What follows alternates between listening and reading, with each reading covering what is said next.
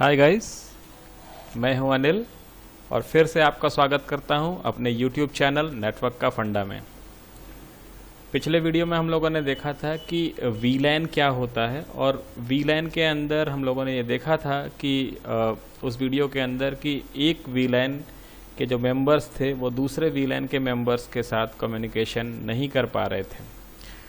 आज हम लोग उसके आगे की चीज़ इस वीडियो में देखेंगे कि अगर एक ऐसा नेटवर्क बनाना हो जिसमें इंटर वीलैन कम्युनिकेशन कराना हो, मीन्स एक वीलैन से पैकेट ओरिजिनेट हो और दूसरे वीलैन के अंदर जाकर टर्मिनेट हो, तो उस तरह की चीज़ें कैसे की जाती हैं या नेटवर्क के अंदर उसका कॉन्फ़िगरेशन कैसे किया जाता है, वो हम लोग आज इस वीडियो में सीखेंगे।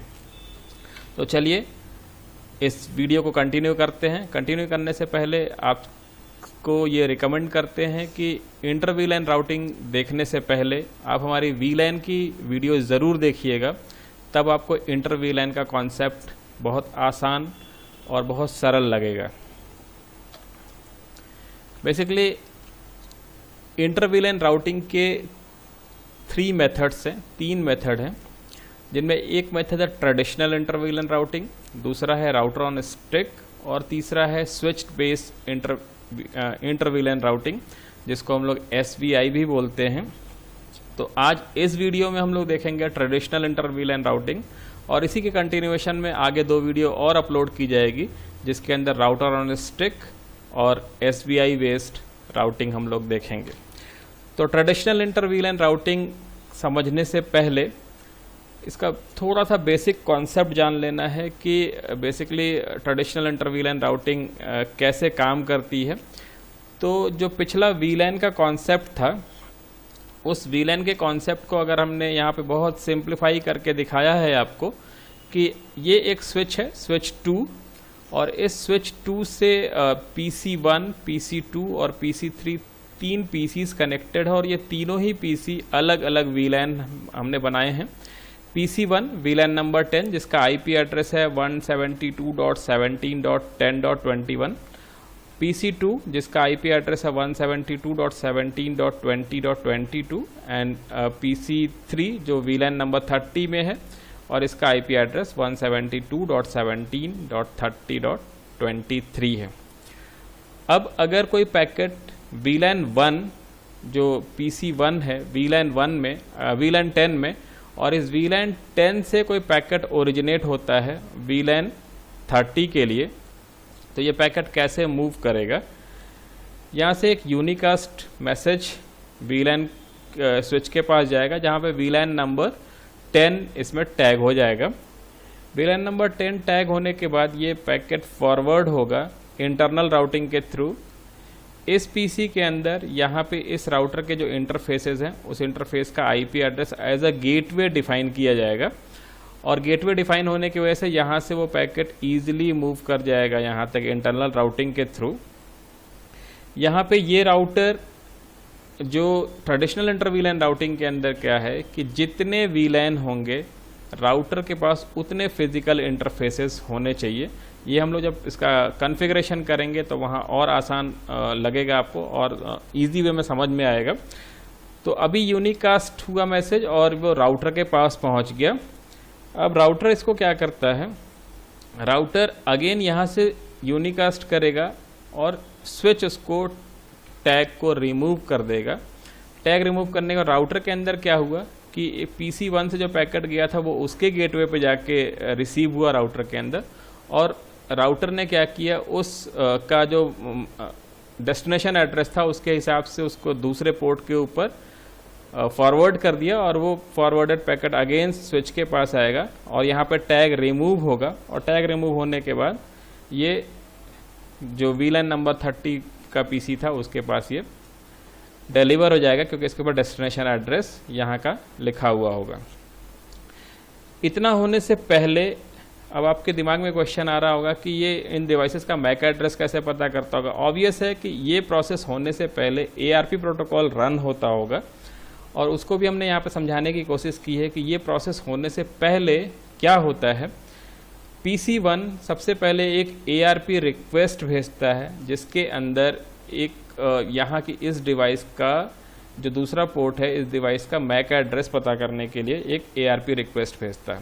इस ARP रिक्वेस्ट के अंदर भी चूंकि ये PC1 से जनरेट हो रहा है, इसलिए PC1 से जनरेट होने की वजह से इसमें भी VLAN नंबर 10 टैग होगा और VLAN नंबर 10 टैग होके ये PC के पास पहुंच जाएगा।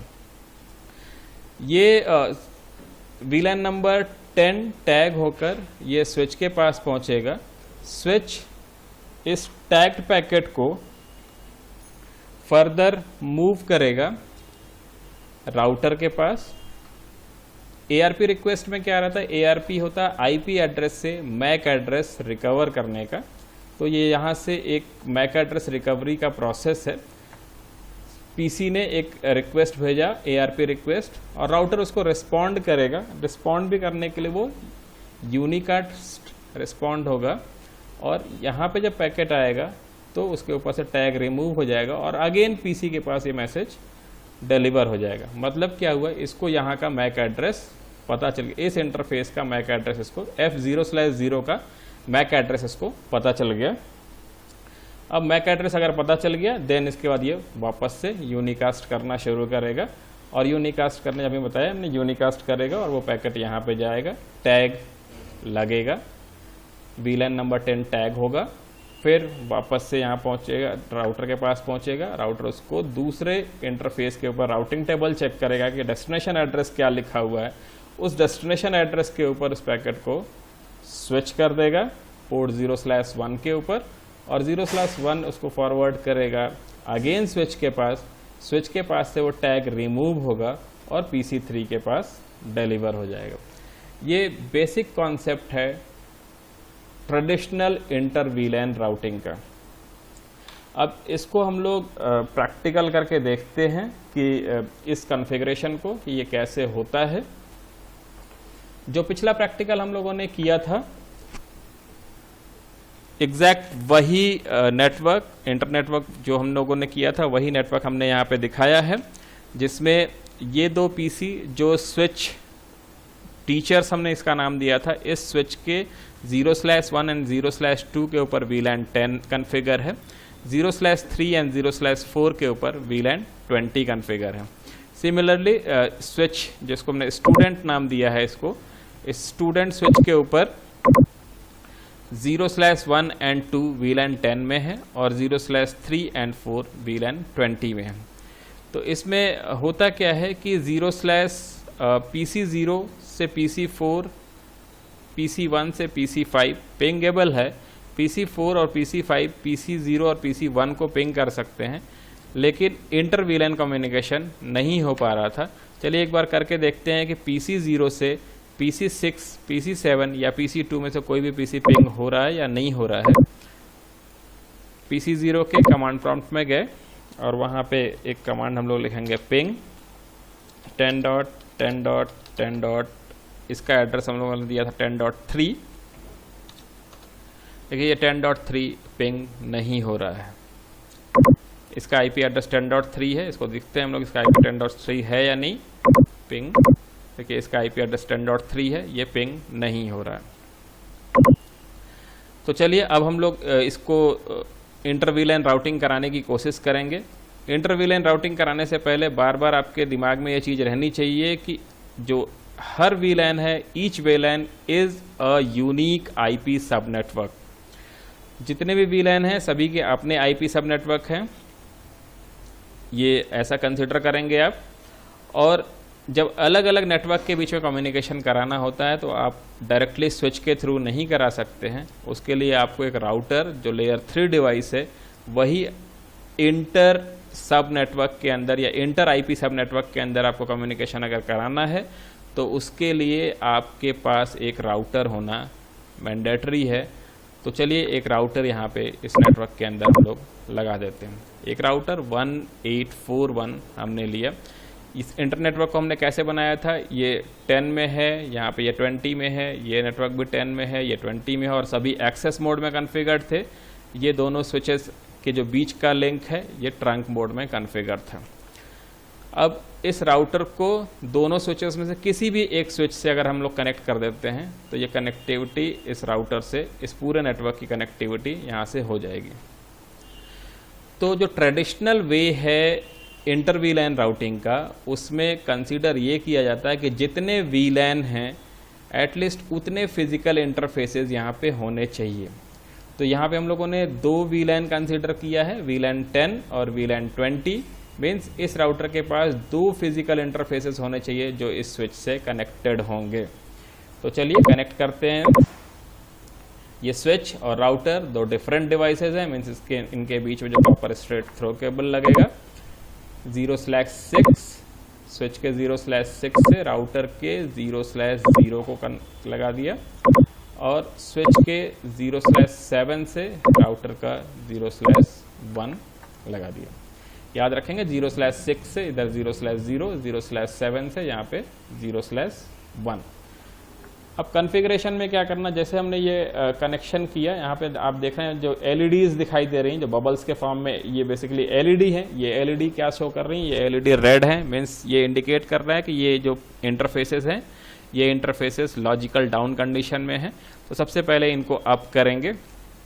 तो इसको अप करने के लिए आपको जब आप फिजिकल हार्डवेयर में काम करेंगे तो इस राउटर के साथ आपको एक कंसोल केबल के साथ एक लैपटॉप या कुछ इस तरह की चीज़ें लगानी होंगी, और लगाने के बाद आप उसके बाद कॉन्फ़िगर कर सकते हैं। लेकिन यहाँ पे हम लोग इसके सिस्को पैकेट ट्रेसर में डायरेक्ट इसके CLI मोड में जाते हैं। लेकिन आपको ये याद दिलाना चाहेंगे कि अगर जब आप ये काम फिजिकल राउटर के अंदर करेंगे तो वहाँ पे आपको कंसोल केबल के थ्रू एक लैपटॉप या एक PC कनेक्ट करने के बाद ही आप उसके CLI मोड में जा पाएंगे, और उस PC या लैपटॉप के अंदर एक हाइपर टर्मिनल करके एप्लीकेशन होना चाहिए।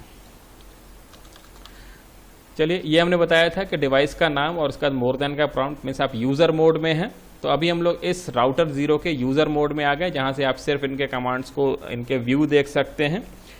तो इसको करना क्या है, अभी हम लोग को व्यू नहीं देखना है, अभी हमको करना क्या है, इनके दोनों इंटरफेसेस जो फास्ट इथरनेट 0/0 और 0/1 है, इन दोनों को लॉजिकल अप करना है।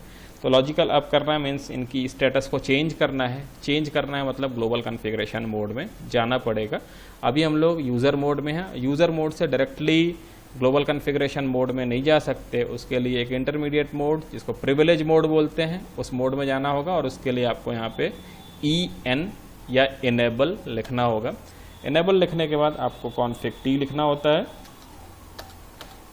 राउटर कॉन्फ़िग हैश, ये प्रॉम्प्ट इंडिकेट करता है कि आप ग्लोबल कॉन्फ़िगरेशन मोड में आ चुके हैं। तो चलिए उन पोर्ट्स को अप करते हैं। INT FA 0/0 राउटर का पहला इंटरफेस, और इसको लिखते हैं नो शट। ये जैसे हमने नो शट किया, देखिए ये ग्रीन हो गया। इसी तरीके से दूसरा interface INT FA 0/1 and no shut. ये दूसरा इंटरफेस भी अप हो गया। अप होने के बाद इन इंटरफेसेस के ऊपर आपको एक IP एड्रेस असाइन करना होगा जो 0/0 है, जो VLAN 10 को सर्व करने के लिए हम लोग बनाएंगे, और 0/1 VLAN 20 को सर्व करेगा। तो राउटर के इंटरफेसेस के ऊपर जब भी IP एड्रेस असाइन किया जाता है तो वो IP एड्रेस दो इंटरफेसेस हैं, तो दोनों इंटरफेसेस के ऊपर अलग अलग नेटवर्क एड्रेसेस के IP एड्रेसेस आपको असाइन करने होंगे। तो सबसे पहले 0/0 पे अगर हमको असाइन करना है तो INT FA 0/0, और इसके ऊपर IP एड्रेस असाइन करने के लिए कमांड है IP एड्रेस, और एड्रेस इसको डाल देते हैं हम लोग 10.10.10.10 स्पेस और सबनेट मास्क। ये इसका सिंटैक्स है 10.10.10.10 और स्पेस देके 255.255.255.0। ये फास्ट इथरनेट 0/0 के ऊपर IP एड्रेस असाइन हो गया। इसी तरीके से INT FA 0/1, इसके ऊपर भी IP एड्रेस असाइन करेंगे। IP एड्रेस 10.10.20.10 कर देते हैं इसको, और इसका सबनेट मास्क 255.255.255.0। इनके दोनों इंटरफेसेस के ऊपर हमने IP एड्रेसेस असाइन कर दिए। ये दोनों नेटवर्क एड्रेस अलग अलग है। ये नेटवर्क एड्रेस हो जाएगा 10.10.10.0 और ये हो गया 10.10.20.0। ये राउटर के ऊपर इंटरफेसेस प्रोवाइड हो गए। अब करना ये होगा कि यहाँ पे ये जो दोनों ये इंटरफेसेस दिखाई दे रहे थे, जो स्विच के पोर्ट थे 0/6 और 0/7, करना होगा। थोड़ा सा अगर सोच के आप देखेंगे तो अगर पिछला वीडियो आपको ठीक से समझ में आया होगा तो यहाँ पे आपको कुछ करना पड़ेगा, क्योंकि ये जो स्विच है, ये स्विच के ये जो दोनों इंटरफेस है 0/6 और 0/7, ये अभी भी VLAN नंबर 1 में होंगे, क्योंकि स्विच के जो डिफ़ॉल्ट VLAN होता है, सभी इंटरफेसेस स्विच के जितने भी पोर्ट थे सभी पोर्ट VLAN 1 में थे। उसमें से 0/1 और 2 को हमने VLAN 10 दिया था और 3 और 4 को VLAN 20 दिया था। तो अगर VLAN 10 से कोई पैकेट, इस मशीन से जो पैकेट फ्रेम जनरेट होगा, वो फ्रेम जब यहाँ पहुँचेगा तो उसके ऊपर टैग होगा VLAN नंबर 10, और जब इधर से जाना होगा तो यहाँ पे VLAN नंबर 1 है, तो ये पैकेट या ये फ्रेम यहाँ से इधर को नहीं जा पाएगा। तो उस कंडीशन में 0/6 के ऊपर VLAN नंबर 10 और 0/7 के ऊपर VLAN नंबर 20 एक्सेस मोड में कॉन्फ़िगर करना होगा। ध्यान रखेंगे, एक्सेस मोड में कॉन्फ़िगर करना होगा। क्यों एक्सेस मोड में कॉन्फ़िगर करना होगा? हम लोगों ने VLAN 10 के लिए एक अलग interface, physical path, dedicated path create कर दिया है, और VLAN नंबर 20 के लिए पैकेट यहाँ से ओरिजिनेट होगा, इस स्विच के थ्रू VLAN नंबर 20 से जाके यहाँ पे पहुँच जाएगा। और जब VLAN नंबर 10 और 20 के बीच में कम्युनिकेशन होगा तो यहाँ पे राउटर उनके बीच में फॉरवर्डिंग कराएगा। तो इस 0/6 और 0/7 को हम लोगों को करना होगा एक्सेस मोड में। तो चलिए 0/6 को एक्सेस मोड में कॉन्फ़िगर करते हैं।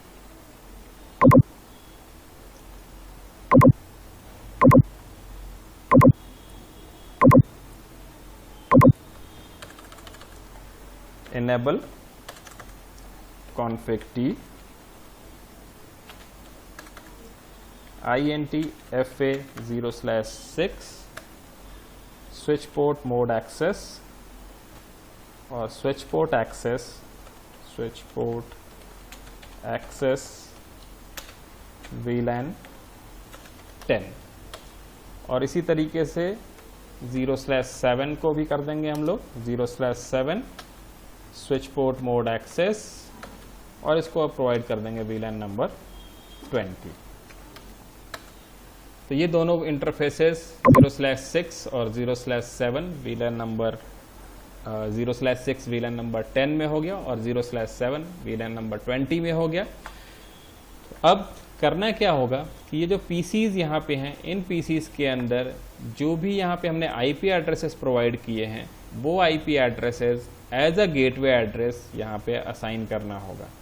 तो चलिए PC 0 के अंदर इसका गेटवे एड्रेस डिफाइन करते हैं। इसका IP एड्रेस है 10.10.10.1, और इसके लिए हम लोगों ने जो गेटवे डिफाइन किया था वो बताया था 10.10.10.10। यहाँ पे 0/0 जो VLAN 10 के लिए डेडिकेटेड है, उसके लिए हमने IP एड्रेस जो असाइन किया है 10.10.10.10, वही इस PC के लिए गेटवे एड्रेस हो जाएगा। इसी तरीके से PC 1 के लिए भी हम लोग गेटवे एड्रेस असाइन कर देंगे 10.10.10.10। इसी तरीके से PC 2 के लिए 10.10.20.10, और यहाँ का IP एड्रेस भी चेंज कर देंगे 20.1। मीन्स जो PCs या जो इंटरफेसेस VLAN नंबर 10 में हैं, उनका गेटवे एड्रेस हो जाएगा डिफ़ॉल्ट गेटवे 10.10.10.10, और जो 20 में है उनका डिफ़ॉल्ट गेटवे हो जाएगा 10.10.20.10, बिकॉज हम लोगों ने इस इंटरफेस के ऊपर 20.10 लगाया है और इस इंटरफेस के ऊपर 0/0 के ऊपर 10.10 लगाया है। PC 7 20.4 कर देंगे इसको, और यहाँ पे एड्रेस रहेगा 10.10.20.10। अब हम लोग देखते हैं PC 0, PC 1 जो VLAN नंबर 10 में है, PC 2 एंड PC 3 जो VLAN नंबर 20 में है, ये आपस में कम्युनिकेट कर पाते हैं या नहीं कर पाते हैं। PC 0 से हम लोग पिंग करेंगे, पिंग